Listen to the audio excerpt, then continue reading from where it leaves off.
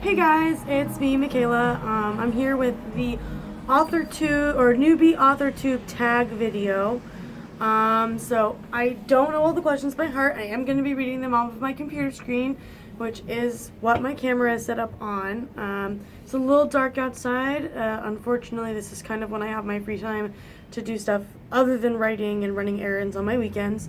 So I really hope you guys enjoy the video, and I just want to use this as a tool to get to know you guys, for you guys to get to know me a little better, and I hope to hear about your guys' writing journeys and what you plan on doing down in the comments below.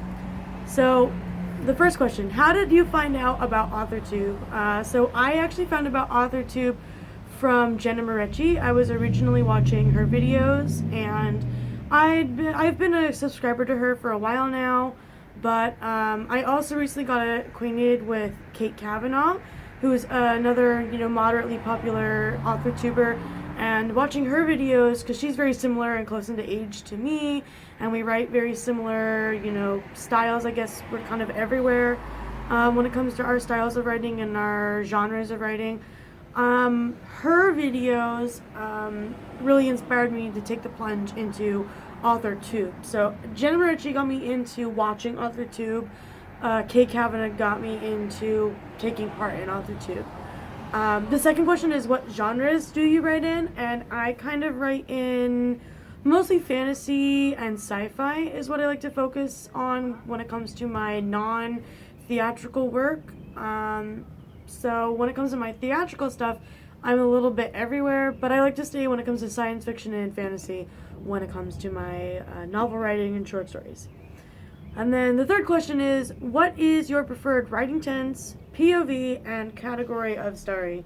So I really like writing new adult and adult fiction.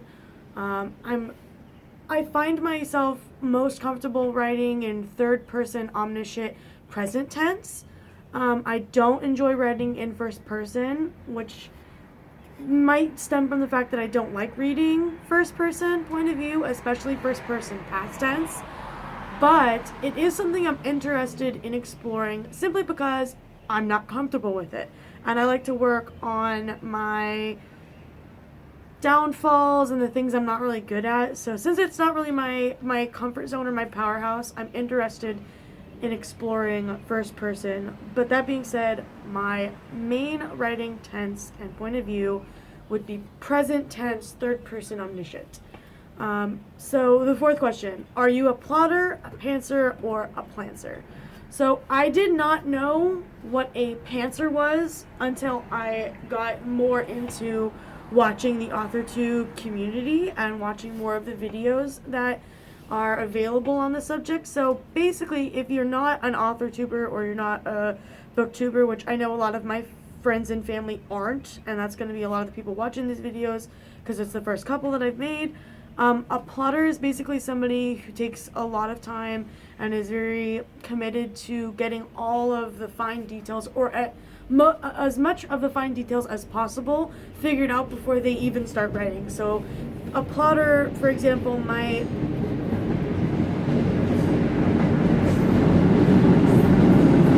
Sorry about that. I live right next to a train station, which makes it an inconvenient spot to video. Yeah. So our fourth question is plotter, pantser, or plancer. I didn't know what that was before I got into Authortube, or before I started watching Authortube videos. But basically, a plotter is somebody who takes as much time as possible, or takes their time to get as much of the information regarding their book on hand first, and then they will start writing only once they've gotten all the information that they feel is necessary. So a pantser is somebody who does not have anything other than the foundation of an idea. So somebody who's got an idea, or somebody who's got maybe a couple characters but nothing more, and the idea of what to write, and they will start without plotting all of the information that they're going to include. A plancer is somebody who kind of does both. I used to think of myself as a hardline plotter, but I found that I'm definitely much more of a plancer. So with the current series I'm working on, I have basically everything figured out except for naming stuff because I'm not very good at that. I've got most of my characters named. I do not have any of my countries named. I do not have other things as a magical, a magic in my world. I haven't named that. There's two kinds of magic. Neither of them are named. There's a religion that one of those magics is involved in. Haven't named the religion, but I figured everything out when it comes to the hierarchy of that.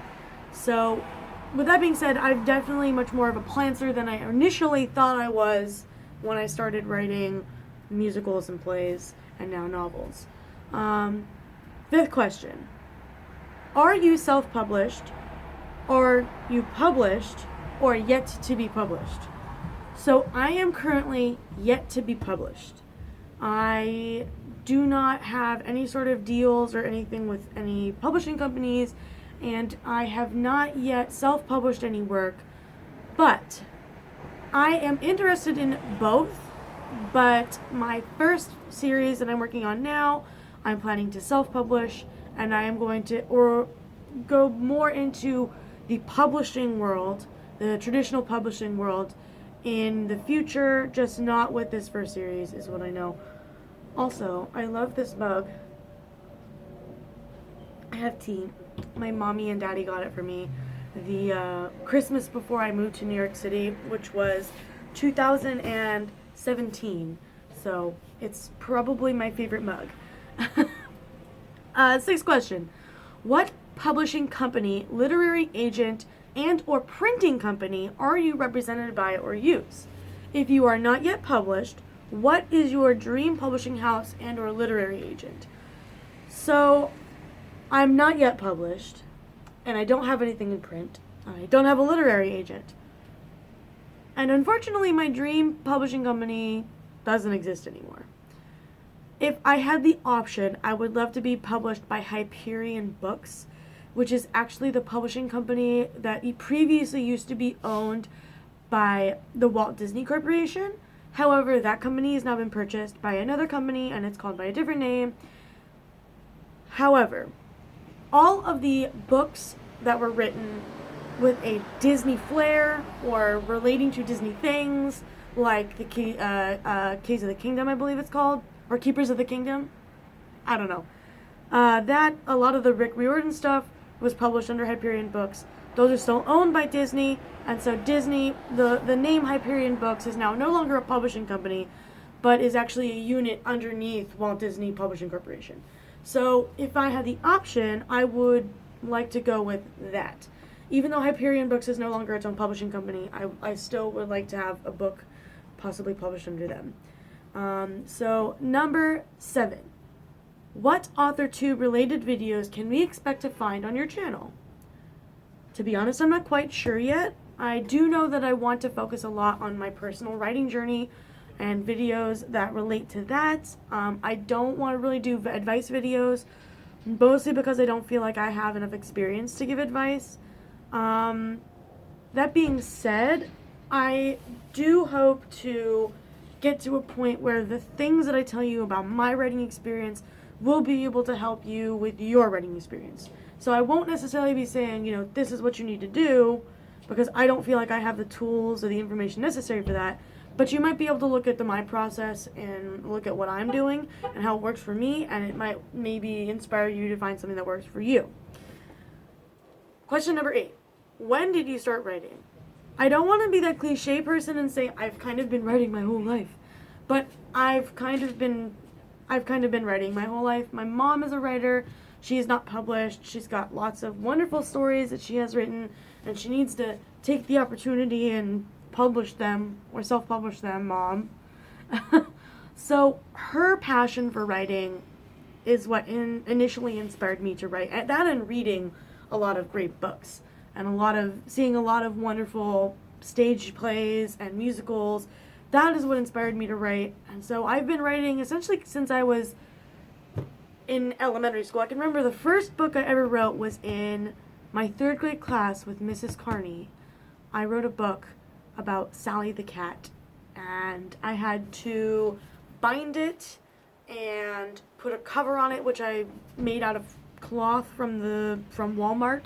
I purchased a small bolt of fabric, and I actually bound the book myself, and I had to turn it in as my assignment. And that is the first book I recall writing. I'm sure that there were many more. I also remember trying to write a local newspaper, which I was inspired to do by Kit, one of the American Girls. American Girls, if you don't know what that is, because I was really into that when I was younger, and so that inspired me to write a local newspaper that I certainly didn't just hand out to my grandfather and my grandmother and print from their computer. Number 9. What was the first story you ever wrote? I just spoke about that. It was the book that I wrote in 3rd grade with Mrs. Carney about an orange cat named Sally. Number 10. What authors have inspired your writing the most? That's a very difficult question. That's a loaded question. I have a lot of favorite writers. Here comes another train.